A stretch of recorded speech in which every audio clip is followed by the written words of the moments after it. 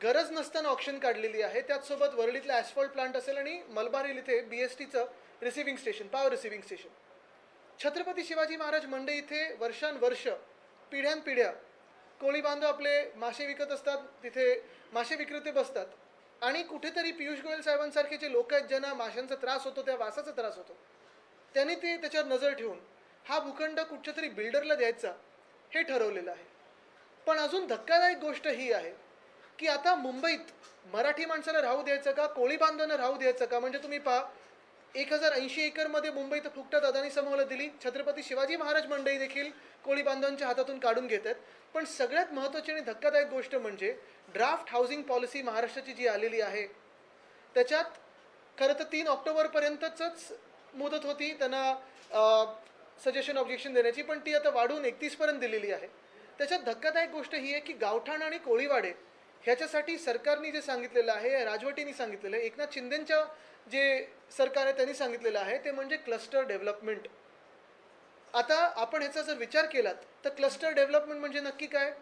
SRAला गोंड शब्द म्हणजे cluster development. जिथे स्लम्स असतात तिथे SRA होतं, जिथे स्लम्स नसतात तिथे वेगळे वेगळे प्लॉट्स एकत्र करून तशीच एक बिल्डिंग बांधणार, त्या बिल्डिंगमध्ये आमच्या कोळी बांधवांना कोंबणार आणि त्याला क्लस्टर डेव्हलपमेंट बोलणार.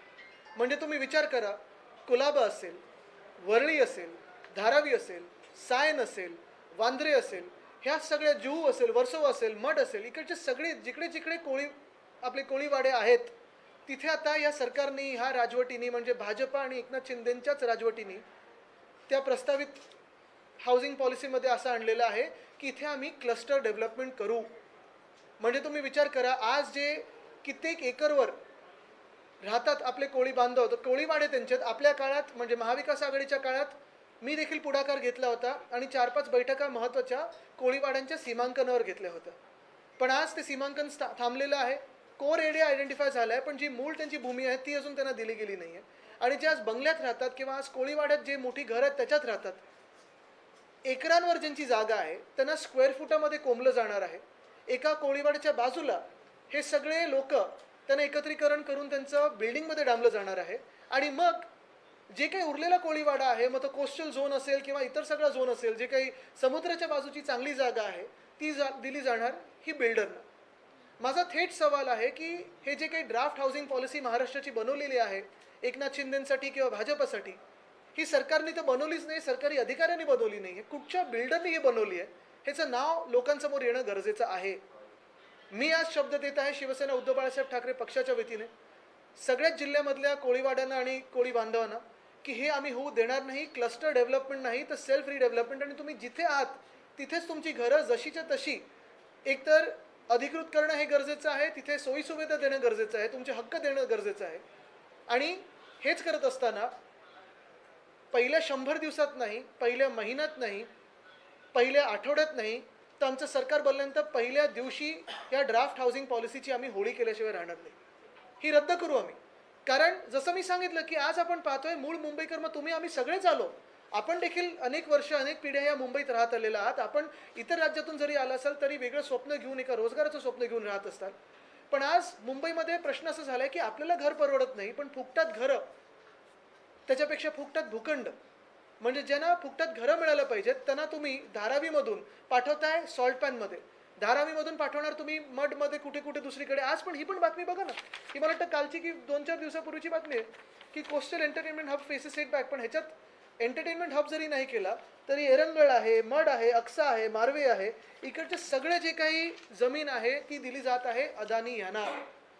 म्हणजे हे स्थानिक नेते, स्थानिक आमदार, मग कोलाब्यातले असतील, सगळीकडचे असतील, ज्यांच्या ज्यांच्या मतदारसंघात कोळीवाडे आहेत, कोळी बांधव राहत असतात, त्यांची नक्की भूमिका ही ह्यावेळी का पुढे नाही आली? शिवसेना उद्धव बाळासाहेब ठाकरे पक्षाने तर हा विरोध केलेलाच आहे, कारण इथे आम्ही क्लस्टर होऊ देणार नाही, इथे त्यांना त्यांच्या हक्काचं डेव्हलपमेंट मिळालं पाहिजे.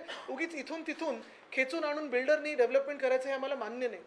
पण आज भाजपाने ह्या भूमिकेला म्हणजे कोळीवाड्यांचं क्लस्टर डेव्हलपमेंट म्हणजे SRA सारखंच डेव्हलपमेंट हे कसं मान्य केलं? बिल्डिंगमध्ये कसं तुम्ही घालू शकता कोळीवाड्यांना? त्यांचं म्हणजे तुम्ही उद्योग मारून टाकताय. तुम्ही छत्रपती शिवाजी महाराज मंडईतले मासे विक्रेते ते हलवून टाकताय, कोळीवाडे आहेत ते नष्ट करणार.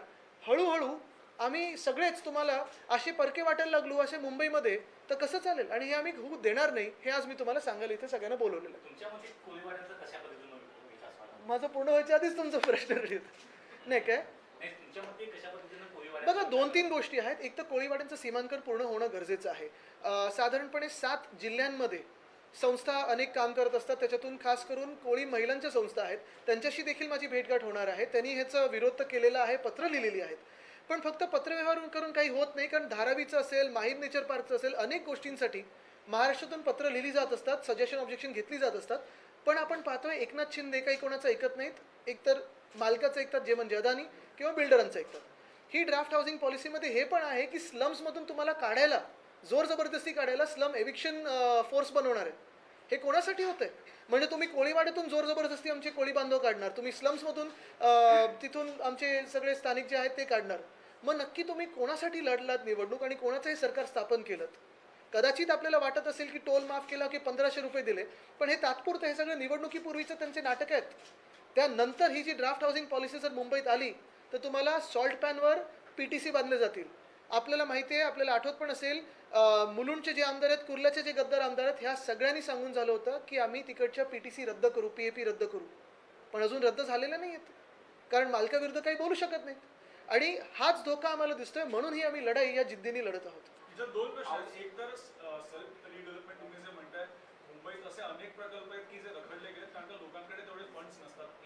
आणि दुसरं तुम्ही जे म्हणताय की सॉल्ट पॅनवर अजून कन्स्ट्रक्शनला सुरुवात झाली नाही, पण आपण जर फ्रीवेच्या बाजूने बघितलं तर जो सॉल्ट पॅनची जागा आहे तिथं ऑलरेडी कन्स्ट्रक्शनला सुरुवात झालेली आहे. नक्कीच, म्हणून आपण ह्याच्यात पाहिलं पाहिजे. जेव्हा तुम्ही सांगता रखडलेले प्रस्ताव, तसं एक प्रकरण होतं BDDचं, 25 वर्ष रखडलेला प्रकल्प होता. पण आमचं सरकार असताना आम्ही ते सुरुवात केली आणि आज आपण पाहतोय टॉवर 1 हा पूर्णपणे जवळपास रेडी झालेला, तयार झालेला आहे. पण जे कोळीवाड्यांचं आपण सांगताय ते अनेक मॉडेल्स आहेत. मग ओडिसामध्ये नवीन पटनायक साहेबांनी देखील एक मॉडेल वापरलं होतं, जिथे त्यांना तिकडच्या तिकडेच घरं बांधून दिली, स्टॉर्म शेल्टर बांधून दिले, डिस्पेन्सरी असेल, नर्सरी असेल, हे सगळं बांधून दिलं. तसं कोळीवाड्यांमध्ये आपण जर पाहाल तर अनेक वेगळे वेगळे समाज एकत्र राहतात. परत तिथे उद्योग मोठा आहे, तिथून मत्स्य व्यवसाय, हे सगळं होत असताना तुम्हाला ह्यांना काढून एका बिल्डिंगमध्ये कोंबणं हे शक्य होणार आहे का? आणि हे का एकनाथ शिंदे आणि भाजप करत आहे? काय एवढा राग माझ्या मुंबईच्या मूळ भूमिपुत्रांवर आहे? जे मड, एरंगळ आणि अक्साला जे आता अदानीला जी जागा दिलेली आहे, त्याच्यात कितीतरी समाज राहतात ना. ईस्ट इंडियन समाज आहे, कोळी समाज आहे, कितीतरी समाज तिथे राहतात, कुणबी समाज आहे, कितीतरी समाज आहेत. मग हे जाणार कुठे? लाईफ आणि लाईव्हलीहूड जेव्हा आपण बोलतो तेव्हा लाईव्हलीहूड कुठे मिळणार आहे ना? आदित्य, जिस तरीके से आपने कहा कि हाउसिंग पॉलिसी जो सरकार लाने जा रही है उसको पहले दिन स्थगित दी जाएगी, क्या वजह है और क्या सरकार हाउसिंग पॉलिसी जो ड्राफ्ट अभी बन चुका है महाराष्ट्र सरकार का, अभी सजेशन ऑब्जेक्शन उन्होंने मांगे हैं, 31 अक्टूबर तक उन्होंने सजेशन ऑब्जेक्शन के लिए वो राह देखेंगे. लेकिन हमारी सरकार बनने जा रही है और सरकार बनने पर ये जो ड्राफ्ट हाउसिंग पॉलिसी है पूरी रद्द की जाएगी और पब्लिक कंसल्टेशन से ही और ग्लोबल एक्सपर्ट्स के कंसल्टेशन से हम ये ड्राफ्ट हाउसिंग पॉलिसी बनाएंगे. क्योंकि हाउसिंग पॉलिसी ये महाराष्ट्र के लिए हो, मुंबई हो, पूना हो, MMR हो, नागपुर हो, नासिक हो, इन शहरों के लिए अहम है, काफ़ी महत्वपूर्ण है. और अगर कोई एक बिल्डर या 2 बिल्डर ये हाउसिंग पॉलिसी खुद के प्रॉफिट के लिए बनाए, फ़ायदे के लिए बनाए, तो ये नहीं चलेगा. और इसलिए हम ये पॉलिसी रद्द करने जाएंगे. लेकिन इसमें और एक जो घातक चीज़ यही है कि कोळीवाड़ा जो है मुंबई में, उसे इन्होंने क्लस्टर डेवलपमेंट में डाल दिया है. क्यों चाहिए क्लस्टर डेवलपमेंट वहाँ? जहाँ डेवलपमेंट पॉसिबल नहीं है, जहाँ कोई लाइवलीहुड नहीं है, जीने का कोई दूसरा साधन नहीं है, वहाँ क्लस्टर हो सकता है. लेकिन कोळीवाड़ा में जहाँ कल्चर है, जहाँ एक आप देख रहे हो एकरों पे वो कोळीवाड़े बसे हैं, उनको स्क्वायर फुट में क्या आप दबा सकते हो? एक सवाल ये है कि नक्कीच. आता तुम्ही बघा, मुंबईत बदवर पार्कला आहे, माझ्या वरळीत आहे, खारदांड्याला आहे, जुहूला आहे, वर्सोव्याला आहे, धारावीत आहे, सायनमध्ये आहे. सगळे कोळीवाडे ह्यांना नष्ट करायचेत आणि बिल्डरच्या घशात द्यायचेत. आणि तिथे काय सांगणार, बघा क्लस्टर केलं तुम्हाला, आम्ही बिल्डिंगमध्ये घर दिलं. पण इथे बिल्डिंगमध्ये खरंच कोळी बांधव राहू शकणार आहेत का? ज्यांना आपण पाहतोय कोळीवाडे किती पसरलेले आहेत, एकरांवर आहेत. खरं मुंबई ही मूळ भूमी आहे त्यांची. क्या आप आरोप लगा रहे हैं कि ये पॉलिसी और सरकार नहीं बना रही, कोई बिल्डर बना रहा है? नहीं, मैं आरोप नहीं लगा रहा हूँ, ये सत्य चीज़ है. ये सच है कि ये बिल्डर ने बनाई हुई पॉलिसी है. कौन से बिल्डिंग? वो आप जाने, ए है या कोई और है, पता नहीं. आदित्य, जिस तरीके से पैसा पकड़ा गया इलेक्शन कमीशन ने जांच के दौरान, तमाम सारे अधिकारियों ने करोड़ों रुपए जब्त किए, आपको लगता है कि महाराष्ट्र में पैसे का खेल जोर शोर से शुरू हो गया है। अभी ये जो परसों पकड़ा गया वो कौन से झाड़ी डोंगर कहाँ से आ गया? इसी से जुड़ा हुआ नहीं, पूरा हो गया, उसमें बात नहीं। इसी से जुड़ा हुआ सवाल है। अभी तक पुणे पुलिस ने क्लियर नहीं किया है कि पैसा है किसका। एजेंसियों को भी बुलाया गया है इस पूरे मामले में, लेकिन सिचुएशन लगभग 24 घंटे होने आ रहे हैं। पैसा किसका है, गाड़ी वाकई में बिकी थी या फिर गाड़ी का फर्स्ट ओनर ही असली मालिक है, ये चीजें भी अभी तक क्लियर नहीं की। क्या नहीं, कुछ बात छुपाया जा रहा बात है? बात स्पष्ट है। अगर सत्ताधारी पक्ष का कोई होगा तो कभी किसी को पता ही नहीं चलेगा, नहीं, या- क्योंकि हमने तो पहले ही कहा है कि इलेक्शन कमीशन न्यूट्रल होगा तो पता चलेगा, अगर नहीं होगा तो बात सबको आपने जैसे कंजेक्चर्स लगाए वैसे लग जाएंगे। यामध्ये आरोप केला जात आहे की संपूर्ण 15 कोटी होते फक्त 5 कोटी दाखवले गेले. त्यानंतर शाही वापरूची माणसं त्यामध्ये होती आणि हे सर्व प्रकरण दाबण्यासाठी अनेक फोन केले गेले. तुमच्यावर काय माहिती आहे? आता बाकीचे कुठे गेले? झाडी डोंगर बघायला गेलेत का? आणि मुख्य गोष्ट हीच आहे की अजून तपास चालू असं म्हणतात, नाव अजून पुढे आलेलं नाहीये.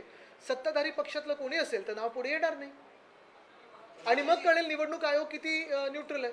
पण येत्या काळामध्ये अशा प्रकारचे लक्ष्मी दर्शन एका केवळ आमदाराकडे होईल जर रक्कम सापडत असेल तर इतर तुम्ही विचार करा आम्ही कशाच्या विरुद्ध लढलो लोकसभेत. अरे जी, रोहित पवार का साफ एलिगेशंस है कि जो पैसे पुणे पकड़े गए हैं वो सिर्फ एक गाड़ी में थे, 4 गाड़ी में 25 करोड़। उन्होंने साफ एलिगेशन लगाया है कि ये सिर्फ वोटरों को खरीदने के लिए पैसे यूज हो रहे हैं। तो और क्या कहे उसमें अभी? मतलब आपका रिएक्शन सर? नहीं, यही है ना. नहीं सर, अलग अलग बात की थी। किसी ने कहा आणि अशा परिस्थितीमध्ये वरळी तुमचं मतदारसंघ आहे, मात्र तिकडे अशा चर्चेत आपल्याला बहुतांश लोकांचा विरोध होताना पाहिजे. मात्र यंदाच्या विधानसभेत गतवर्षी जसा मनसेने उमेदवार दिला नव्हता, आता शिवसेना मनसेसाठी जागा सोडणार आहे. मला वाटतं ह्या जागे वाटपपेक्षा, कारण हे आता पुढच्या 24 तासात तर होऊन जाईल, महत्त्वाची गोष्ट हीच आहे की मुंबईच्या ज्या जागा आहेत त्याचा वाटप ह्या सरकारकडून जसा होत आहे ते अजून धोकादायक आहे.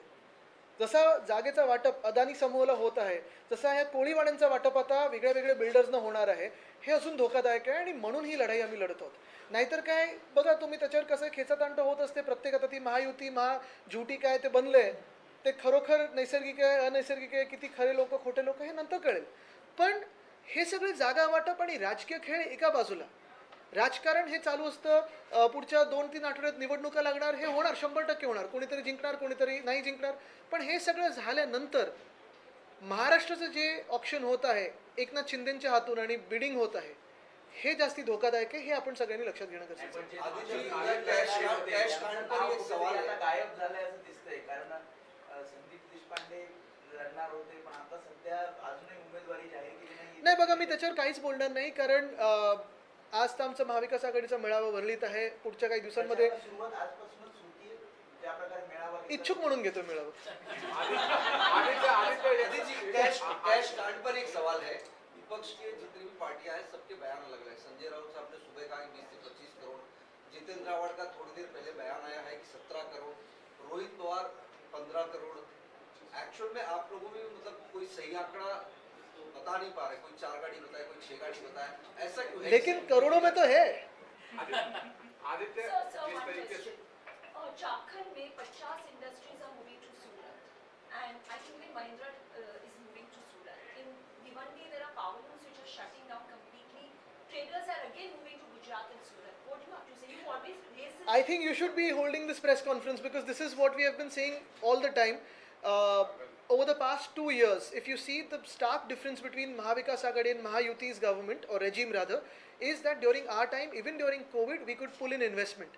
Today, because of the fear of political instability and the goons of this illegal regime, good businesses, job creating businesses, manufacturing businesses are all being forced to Gujarat or moving out of Maharashtra. Aditya ji, महाविकास आघाड़ी में सीटों को लेकर बताया जा रहा था कि अनबन चल रही थी, क्या सब कुछ सुलझ गया है? क्या आज घोषणा हो जाएगी? All is well. लेकिन इस बयान से हेडलाइन ना बने, इसलिए मैं आपको वापस एक बार इसी पे फोकस करने को लाऊंगा, क्योंकि ये सबसे अहम इशू है. अरे तुम्ही जागा वाटप म्हणून एवढे सगळे लोक जास्ती आले होते.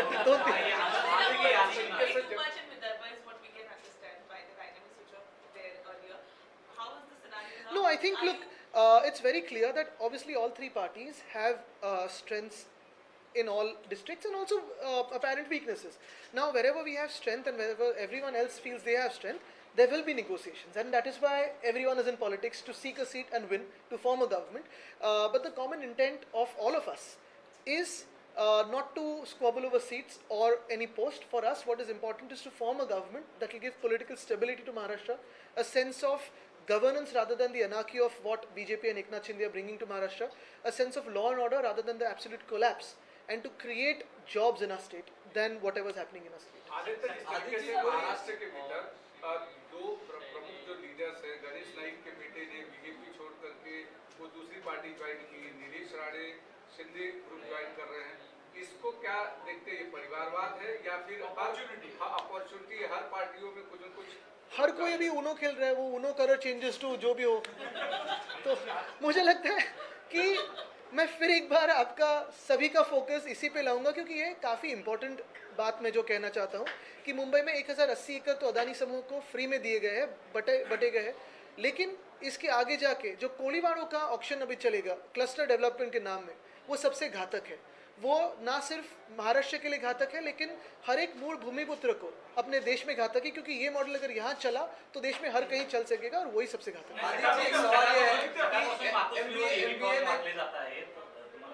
अरे मला अजून दिला नाही, मग बदललं की काय उमेदवार? अंबादासी बघायला पाहिजे। नाही, पूर्ण सीट शेअरिंग झाल्यानंतरच ते होईल। आप लोगों की बैठक लगभग हाँ, 1.5 महीने से फॉर्म चल रही 24 थी।